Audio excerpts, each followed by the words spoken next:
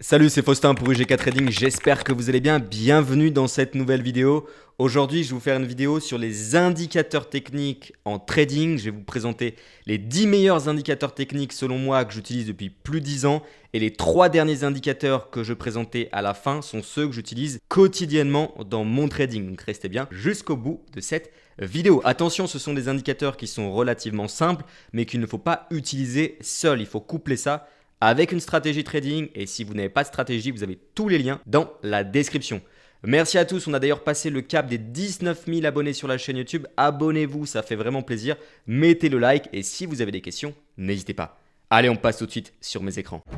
Découvrez votre programme avec IG, partenaire officiel du GK Trading. Allez, c'est parti, on se retrouve tout de suite sur la plateforme de trading d'IG, à savoir que tous les indicateurs que je vais vous présenter, vous les retrouverez sur presque toutes les plateformes de trading et tous les brokers, évidemment sérieux. Alors le premier indicateur, c'est le stochastique. Donc je vais faire un clic droit sur le graphique, indicateur, et ici je clique sur stochastique. Le stochastique, c'est un indicateur que j'aime beaucoup car il est assez simple à lire, car c'est un oscillateur. C'est-à-dire qu'on le retrouve en dessous du prix et non pas sur le prix, comme ça pourrait être le cas d'ailleurs d'une moyenne mobile. Alors comment ça fonctionne en détail le stochastique? Évidemment, je vous invite à regarder les vidéos que j'ai fait sur le sujet. Mais pour vous expliquer simplement, on a le marché qui est considéré comme suracheté, donc trop cher lorsqu'il est au-delà de 80. Et lorsque l'indicateur stochastique, les lignes en l'occurrence sont en dessous de 20, on appelle ça un marché survendu, donc assez compétitif pour acheter le marché. Donc la plupart des gens vont l'utiliser de cette manière. Au-delà de 80, on envisage de vendre. En dessous de 20, on envisage d'acheter. Uniquement si on revient casser la ligne dans le bon sens et si on va coupler cet indicateur avec d'autres indicateurs ou une stratégie complète. L'utiliser seul, ça ne fonctionne pas. Il y a également des pièges. Parfois, justement, lorsque nous sommes au-delà de 80, on est sur un marché suracheté. Un marché suracheté ne va pas forcément baisser. Il peut continuer à grimper. Donc, il faut le filtrer. Mais si vous puissiez comprendre un petit peu son utilisation. Pour vous expliquer très simplement, je vais vous montrer ça avec un cercle. Ici, on est sur un marché qui est suracheté, donc au-dessus de 80. Et ensuite, effectivement, on a le prix qui baisse. Mais à l'inverse, juste ici, on est de la même manière sur un marché suracheté. Pour autant, le prix grimpe aussi. Donc, il faut filtrer ces signaux nécessairement, encore une fois, je me répète, avec d'autres indicateurs. Mais l'avantage que vous avez, c'est que vous pouvez vous donner une idée sur l'environnement du marché, suracheté ou survendu. Ensuite, on a l'utilisation de ce qu'on appelle les croisements ici de MACD. Par exemple, ici, on a différents croisements sur un marché qui est considéré comme survendu car en dessous de 80. On va casser ensuite cette ligne des 20 et on a surtout les croisements. Si derrière, on est sur un marché en tendance haussière, en structure à la hausse, qui est le cas d'un indice qui est haussier sur le long terme et qu'on a peut-être, pourquoi pas, un niveau de support, c'est d'ailleurs l'exemple que j'ai juste ici, pourquoi pas envisager de prendre un trade avec le stochastique. Ensuite, la dernière utilisation assez populaire du stochastique, c'est tout simplement les divergences. On a la même chose sur la plupart des oscillateurs. Les divergences, c'est simple, c'est lorsqu'on a tout simplement le prix qui part dans un sens, là en l'occurrence le prix part à la hausse, et pour autant, on a ici l'indicateur de type oscillateur qui part plus ou moins à la baisse. Donc potentiellement une divergence baissière, bearish qui pourrait avoir lieu, ce qui voudrait dire, pour faire extrêmement simple, que si on casse ici ce canal avec une vraie clôture de bougie, peut-être de A à Z en dessous de ce niveau, peut-être qu'on aura un signal baissier pour ceux qui tradent les divergences. Je vous invite à vous renseigner sur cet indicateur, il est super intéressant. Alors le deuxième indicateur, c'est MACD. Je vais faire un clic droit sur le graphique, indicateur, et je retrouve MACD. L'indicateur est également un oscillateur, comme le stochastique, car on va le retrouver en dessous du prix. À l'inverse du stochastique, qui va, vous le voyez, donner un peu moins de signaux et va être un peu plus agréable visuellement. Comment il fonctionne? C'est très simple. Vous avez ici des marchés qui sont considérés comme haussiers lorsque vous avez les histogrammes ici qui sont verts. À l'inverse, lorsque vous avez les histogrammes rouges, vous allez considérer que vous êtes en biais haussier, plutôt des biais d'ailleurs que les tendances. Ici, pareil, haussier, vendeur, haussier, baissier, haussier, baissier. Jusqu'à là, c'est très simple. Vous avez ensuite, un petit peu comme beaucoup d'oscillateurs, le concept des croisements. Lorsque vous avez un croisement ici, vous avez un croisement vendeur, c'est potentiellement un signal pour vendre le marché. D'ailleurs, on le voit ici, il y a le prix qui baisse. Encore une fois, ça ne fonctionne pas seul, il faudra le coupler avec d'autres éléments. Ici, pareil, on a un croisement qui est un croisement acheteur cette fois-ci, car en dessous de la ligne 0 de l'indicateur MACD. Et ici, on en a un autre. Et d'ailleurs, plus les croisements sont éloignés de la ligne de 0, plus ces croisements sont fiables.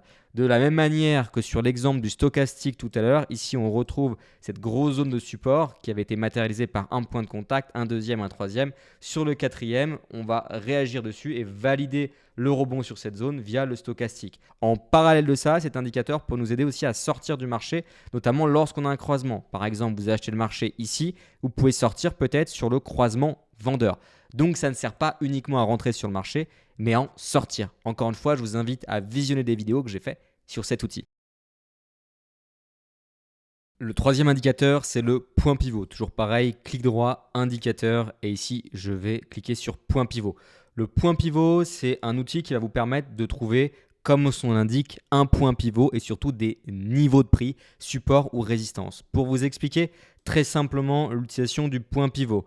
Lorsque vous avez ici la ligne en pointillé pivot et que le prix est au-dessus, c'est le cas juste ici, si je matérialise le point pivot, vous voyez qu'on est bien au-dessus. Au-dessus du point pivot, on va considérer qu'on est plutôt haussier. En dessous du point pivot, on va considérer qu'on est plutôt vendeur baissier. Le R1, c'est la résistance 1, R2, résistance 2, R3, résistance 3. Évidemment, une résistance, c'est simple, c'est un niveau où il y a des prises de bénéfices. Donc ici, c'est une prise de bénéfices et donc des personnes ont dû mettre peut-être des take profits, on sont directement sortis au marché. Donc ça peut faire réagir le prix à la baisse. Tout simplement comme des niveaux de prix classiques. On peut retrouver ici le point pivot sur un autre indice. Pareil, on est au-dessus du point pivot, donc on est sur un marché ici qui est haussier. En dessous, on serait plutôt vendeur. Et potentiellement, on va aller chercher la résistance numéro 1 pour ensuite peut-être avoir des prises de bénéfices de certains traders investisseurs. On peut regarder aussi sur le Forex, savoir sur l'USD Yen. Ici, on est en dessous du point pivot. Donc, vous l'avez compris, on est sur un marché plutôt baissier pour aller chercher les différents niveaux de support ou peut-être même pour réagir sous forme de support. Donc à utiliser seul, c'est très compliqué, mais si vous couplez tout simplement le point pivot avec d'autres outils et que vous l'utilisez surtout pour trouver vos objectifs, ça peut être super intéressant. Le quatrième indicateur, c'est parabolique SAR, assez peu connu, pour autant assez visuel, qui peut être utile pour la tendance. Clic droit directement sur le graphique, indicateur, et ici vous allez rechercher le parabolique SAR. Comment il fonctionne? C'est extrêmement simple. Lorsque vous êtes en dessous des points du parabolique SAR, vous êtes sur un marché baissier. Lorsque vous êtes au-dessus, vous êtes plutôt sur un marché haussier. Attention, cet indicateur fonctionne beaucoup mieux pour la tendance lorsque vous allez sur des unités de temps importantes. Et d'ailleurs, on le voit ici, on a moins de changements de parabolique SAR. Passons maintenant sur le cinquième indicateur qui n'est pas réellement un indicateur mais plutôt un outil, à savoir les retracements de Fibonacci. Je le retrouve ici sur le crayon avec IG et j'ai retracement de Fibonacci à ne pas confondre avec les extensions. Comment ça fonctionne? L'idée, c'est de trouver des mouvements très directionnels. Ici, on voit que j'ai un plus bas qui est vraiment visible. Le prix est bien baissé, ensuite il remonte. Donc, on peut matérialiser une sorte de cercle si vous le souhaitez. Et ici, on a un plus haut. On va chercher les plus hauts et on redescend. Une fois qu'on est capable de matérialiser ce mouvement directionnel avec le retracement de Fibonacci, on prend les plus hauts et les plus bas. Une fois qu'on a ça, on a un graphique qui est quadrillé automatiquement. L'idée ensuite, c'est de connaître les niveaux de Fibonacci, à savoir le 61,8%. Ici, c'est un niveau qui peut jouer son rôle de support assez puissant sur des marchés directionnels. Et on est venu le chercher de manière chirurgicale avec une mèche. Alors, il y a le 61,8 qui marche, mais également le 50% et évidemment d'autres niveaux. J'ai fait une vidéo très complète, encore une fois, sur cet outil dans la description. Le sixième indicateur que tout le monde doit connaître, surtout si vous débutez, c'est les moyennes mobiles basiques simples. Je vais faire un clic droit sur le graphique, indicateur et je pars sur moyenne mobile. Ici, j'ai 3 moyennes mobiles, à savoir une 20 périodes, une 50 périodes, une 100 périodes. Plus le nombre de périodes est important, plus vous avez une moyenne mobile fiable pour la tendance. Plus vous avez une moyenne mobile, on va dire courte, moins c'est fiable, mais aussi vous avez plus de signaux. Comment ça fonctionne? C'est très simple. Lorsque vous êtes au-dessus de cette moyenne mobile, ici 100 périodes simples, vous êtes sur un marché haussier. Ici, on est haussier car le prix est au-dessus. S'il était en dessous, on serait sur un marché baissier. Et ensuite, avec ces moyennes mobiles, à savoir avec la 20 et à la 50, on peut trouver ce qu'on appelle des signaux de trading avec les croisements. Par exemple, juste ici, on a un croisement de ces deux moyennes mobiles, plus ou moins un signal vendeur. De la même manière, juste à côté, on a un autre croisement, cette fois-ci acheteur, signal du coup haussier. Évidemment, utiliser les croisements seuls, ça ne suffit pas, mais encore une fois, couplé avec le reste, ça peut être assez intéressant. Septième indicateur, les bandes de Bollinger, et on arrive vers la fin de la vidéo, donc ce sont des indicateurs que j'adore et que j'utilise très souvent. C'est les bandes de Bollinger, Bollinger, vous appelez ça comme vous voulez. Pour l'ajouter, c'est très simple, clic droit sur le graphique et ici vous avez bande de Bollinger et on retrouve en fait directement les bandes sur le prix, donc ce n'est pas un oscillateur. Ensuite, je vais dans les réglages des bandes de Bollinger et je vais vérifier que la standard déviation est bien de 1.5, de 2. Ça dépendra un petit peu des produits sur lesquels vous tradez, mais ne mettez pas une déviation trop différente, ça va vous donner généralement des moins bons résultats. En revanche, au niveau de la période, pour ceux qui font du swing trading, vous pourriez envisager de mettre du 200 en période pour avoir des bandes de Bollinger beaucoup plus larges et ça donne des signaux de meilleure qualité, mais il n'y en a pas beaucoup. C'est pour du swing trading. J'ai également fait des vidéos sur le sujet. Alors, je vais me remettre ici en 20 et je vais cliquer ici sur MM pour ajouter la moyenne mobile justement qui est au centre et je vais cliquer sur appliquer. Alors comment on peut utiliser les bandes de Bollinger? Déjà la première chose à comprendre avec les bandes de Bollinger, c'est que c'est un indicateur qui va nous aider à trouver, connaître la volatilité. Pour faire simple, lorsque vous avez des bandes comme ici qui sont très fermées, donc très rapprochées d'une certaine manière, on a très peu de volatilité. Et ici, lorsqu'on a les bandes qui vont s'ouvrir, on a un excès de la volatilité. En l'occurrence ici, on voit que les bandes sont bien ouvertes, donc excès de volatilité. Déjà, ça peut servir à ça et donc ça peut vous aider dans la gestion des risques SLTP. Savoir rentrer sur le marché, c'est bien, mais savoir se fixer des objectifs en fonction de la vol, ça peut également être intéressant. Ensuite, on a une approche qui est assez sympa qui s'appelle les bulles de Bollinger. C'est lorsque vous avez en fait une bougie de A à Z qui sort de la bande inférieure ou supérieure et qui réintègre. Ici, c'est de A à Z. On a une bougie qui sort, ça réintègre. On rentre, pourquoi pas à l'achat, ça peut être une stratégie. On va chercher la moyenne mobile en fait centrale, donc la ligne qui est au centre des bandes de Bollinger en TP1 par exemple et en TP2, tout simplement la bande supérieure. Ça peut être tout simplement une stratégie, encore une fois, à ne pas utiliser seule, mais ça marche assez bien pour ceux qui utilisent les bandes de Bollinger de cette manière. Après, il y a des personnes qui vont utiliser les bandes de Bollinger de manière un peu plus agressive, tout simplement lorsqu'on va simplement toucher la bande de Bollinger et essayer de travailler des rebonds. Mais c'est beaucoup plus piégeux car lorsqu'on va la toucher ici, on ne va pas forcément rebondir directement, on peut continuer à baisser. C'est pour ça que je préfère les bulles avec les bandes de Bollinger, vraiment partir de A à Z en dessous. Mais effectivement, ça peut fonctionner si vous avez une zone de prix. Par exemple ici, vous posez sur la bande, si on suppose qu'on a une zone de prix, ce n'est pas le cas ici, ça pourrait être intéressant. Donc ça, c'est pour l'utilisation vraiment plus basique des bandes de Bollinger. Je vous invite à vous former sur cet outil, il est extrêmement intéressant. Le huitième indicateur que j'adore vraiment, c'est MACD 0 lag, donc très similaire avec l'indicateur MACD, à la différence que cet indicateur a un petit peu moins de retard. Ça reste un indicateur, c'est le reflet du prix, certes, mais ça reste un petit peu plus dynamique. Alors vous le retrouvez avec IG sur Pro Real Time, mais pas sur la version web. Ici pour cette vidéo et gagner du temps, on est sur la plateforme web TradingView. Alors je vais cliquer directement ici sur indicateur, je clique ici sur MACD et je retrouve la 0 lag. Donc visuellement, c'est exactement comme la MACD classique qu'on avait sur la plateforme d'IG, à la différence que les croisements qu'on va avoir ici ont moins de retard.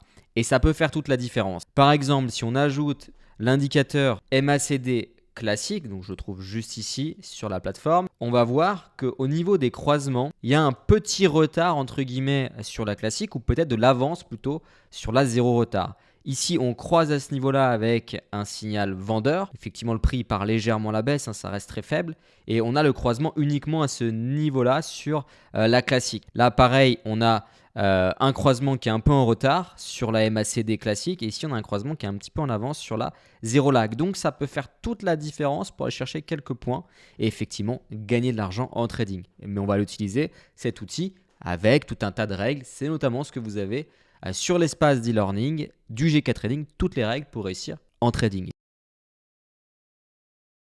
Alors l'avant-dernier indicateur que je voulais vous présenter, sans surprise, c'est la EMA 200 période exponentielle. C'est une moyenne mobile, non pas une simple, une exponentielle avec une méthode de calcul un petit peu différente qui va nous permettre non pas uniquement d'avoir la tendance, mais également de travailler les rebonds sur cette moyenne mobile 200 période exponentielle. Donc je vais faire clic droit ici, indicateur, et ici je vais aller sur moyenne mobile exponentielle, non pas une 50, mais bel et bien une 200 période. Donc vous devez modifier généralement les réglages. Et ici, en fait, ce qu'on se rend compte, c'est qu'elle va nous servir à voir la tendance. C'est-à-dire qu'ici, sur le SP500, je suis très haussier depuis des semaines et des semaines parce que les prix sont au-dessus de la moyenne mobile 200 périodes exponentielles. C'est la même chose avec une moyenne mobile simple. Ici, la différence, c'est qu'on va généralement avoir des niveaux intéressants de rebond. Ici, on réagit. Ici, on réagit. Et en fait, on en a plusieurs fois sur différents actifs et ça va donner des signaux assez intéressants. Là, pareil, on est en dessous de la moyenne mobile de 100 périodes exponentielles. Je vais considérer qu'on est plutôt vendeur. Donc, extrêmement simple, rien de magique, simplement un outil qui est très pratique pour gagner du temps. Et le dernier indicateur, mon préféré, et de loin pour autant, c'est pas un indicateur miracle, mais il est très pertinent, c'est l'indicateur RSI, un indicateur de force relative de type oscillateur qu'on va retrouver en dessous du graphique. Clic droit directement donc sur le graphique et je vais cliquer ici sur RSI. Le RSI, c'est un outil qui est très simple. Encore une fois, lorsqu'on est au-dessus de 70, on est sur un marché des surachetés. Lorsqu'on est en dessous de 30, on est sur un marché survendu. Si vous suivez les live trading tous les lundis à 9h30, vous savez que ce n'est pas comme ça que j'utilise.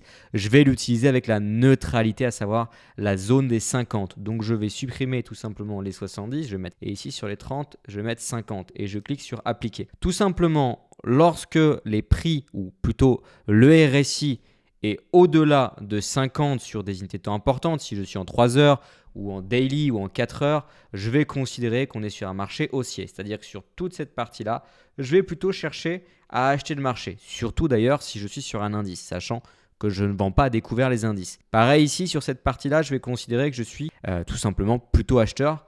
Et ici, je suis plutôt baissier, Donc déjà, c'est un premier filtre. Et je vais coupler le RSI avec d'autres unités de temps. C'est-à-dire, regardez le 4 heures, le D1, le 3 heures, peut-être simultanément. Et si j'ai sur ces 3 unités de temps le RSI, par exemple, au-delà de 50, au-delà de la neutralité, je sais que je suis sur un marché qui est plutôt directionnel. Et après, je vais coupler ça, évidemment, avec d'autres indicateurs. En parallèle de ça, il va me servir pour les divergences, exactement comme sur le stochastique ou d'autres oscillateurs. Outil extrêmement simple, mais extrêmement puissant que vous devriez toujours avoir juste au pied de votre graphique. Ça ne sert à rien d'avoir 150 oscillateurs. Il faut en choisir un. Et je pense que le RSI est simple et aussi pour une raison qu'on parle assez peu, c'est que c'est un indicateur qui est borné car il est compris entre 0 et 100. Ce qui fait qu'il peut être très pratique si vous faites du trading algorithmique pour mettre en place vos scripts. Allez, je reprends la caméra en main pour conclure cette vidéo. Merci à tous de l'avoir regardé. Pour tous ceux qui souhaitent aller beaucoup plus loin, n'oubliez pas que vous avez le programme des traders pro dans la description. Pour ceux qui ont des questions par rapport à ce programme, je vous invite vivement à réserver un appel stratégique avec moi pour faire un point sur vos projets en trading. Je vous dis à plus tard et comme d'habitude, soyez très prudents sur les marchés financiers. Allez, ciao. C'était votre programme avec IG, partenaire officiel du GK Trading.